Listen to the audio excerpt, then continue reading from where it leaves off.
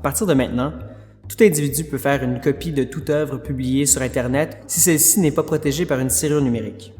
L'utilisateur peut même partager la copie avec d'autres individus dans la mesure où il n'en fait aucun commerce. La loi C11 va encore plus loin.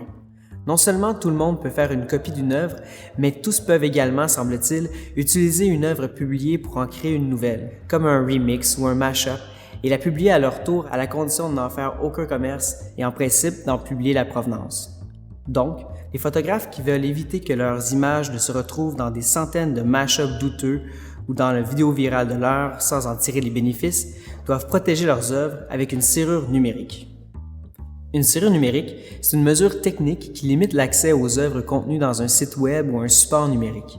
Le propriétaire du site ou du support peut, par exemple, exiger que l'utilisateur entre un code d'accès ou encore qu'il clique sur un bouton « J'accepte » à la suite de la description des termes et conditions d'utilisation, comme ce qu'on reconnaît lors de l'achat de logiciels sur DVD ou en téléchargement.